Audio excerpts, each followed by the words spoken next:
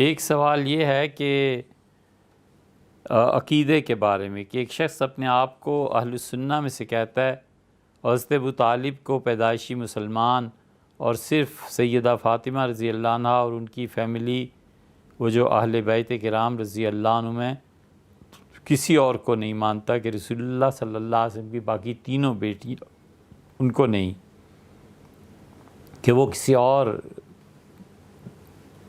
باپوں کی اولاد تھی۔ حضرت معاویہ رضی اللہ عنہ سمیت متعدد صحابہ رضی اللہ عنہ کے معاذ اللہ اعلانیہ منافق کہتا ہے باغ فدق پر حضرت بکر رضی اللہ عنہ خطا پر تھے، اور اہل بیت اور ائمہ سارے معصوم ہوتے ہیں، وہ خطا کر ہی نہیں سکتے۔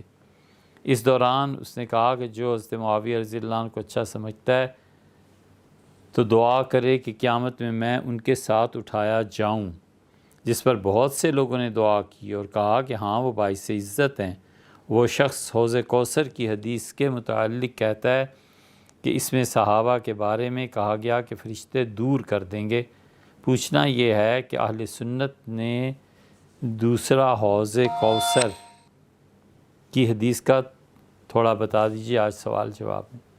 بہت لمبی بحث ہے بھائی، کل کریں گے انشاءاللہ، لیکن مختصر سا خلاصہ اس کا یہ ہے کہ یہ شخص اہل سنہ میں سے نہیں ہے، چاہے وہ اپنے آپ کو سنی کہتا ہو اور چاہے وہ نمازیں بھی حنفیوں کی طرح پڑھتا ہو۔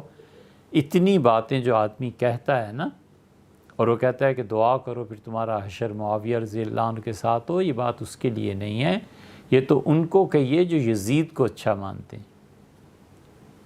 ہم میں سے کوئی بھی نہیں کہتا، اللہ نہ کرے کہ ہمارا حشر یزید کے ساتھ ہو، وہ برا آدمی تھا۔ ہم سب کا حشر سیدنا حسین ابن علی اور ان کے نانا علیہ الصلوۃ والتسلیم کے ساتھ ہو، لیکن یا حضرت معاویہ رضی اللہ عنہ کے ساتھ ہو یا سیدنا علی رضی اللہ عنہ کے ساتھ ہو، نجات تو ہے، اچھی چیز تو ہے۔ حوض کوثر پہ جو لائے جائیں گے یہ صحابہ کرام رضی اللہ عنہم تھوڑے ہی ہیں۔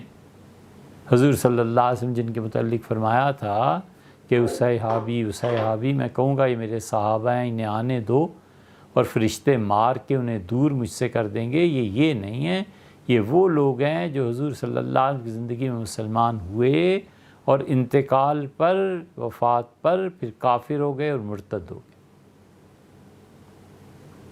یہ انشاءاللہ کل بات کر لیں۔ حضرت بکر رضی اللہ عنہ پہ یہ الزام لگانا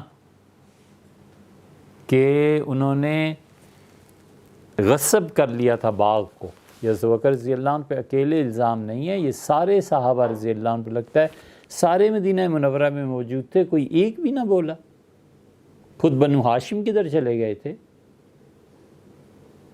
سیدنا بکر رضی اللہ عنہ کے سامنے تشریف آوری ہوئی تھی صاحبزادی صاحبہ رضی اللہ عنہ کی، تو باقی کدھر چلے گئے تھے؟ سوچنے کی بات ہے نا کہ قریشیوں نے ہجرت کی تھی یا نہیں کی تھی؟ سادات کرام رضی اللہ عنہ کے اور لوگوں نے ہجرت کی تھی یا نہیں کی تھی؟ ان کی اولادیں تھیں یا نہیں تھیں؟ وہ کیوں نہیں اٹھے پھر؟